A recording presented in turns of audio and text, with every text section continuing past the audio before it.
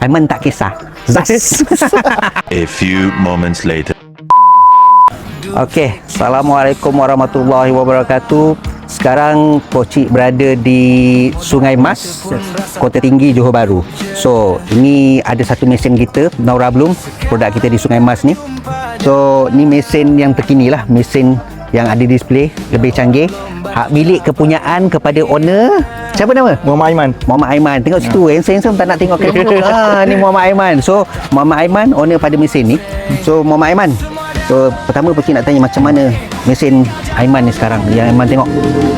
Dia sangat memuaskan lah. Lepas tu dia punya mesin pun besar. Okey. Orang puas lah.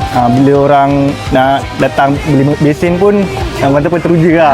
Teruja kan. Tengok-tengok ni kan, ada tengok ni, iklan-iklan. Alamak kan. Dia besar. Okey.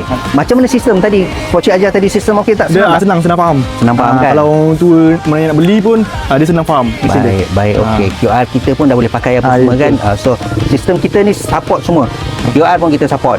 Okey, daripada segi duit apa semua. So, macam mana dari segi produk sabun kita tu? Naura Bloom punya produk ni, okey tak? Okey, mantap. Boleh recommend lah pada mesin ni. Baik, okey. Pada mana-mana warga di Sungai Mas atau di Kota Tinggi yang nak dapatkan sabun Naura Bloom, boleh datang ke mesin Aiman ni. So, bujang lagi. Boleh support. Boleh support boleh. orang muda kita ni berniaga. So, boleh datang ke sini, Sungai Mas. Jangan lupa. So, kalau nak jumpa Aiman, Aiman ada kat sini. Aiman tak kisah. Zas. Assalamualaikum. Waalaikumsalam.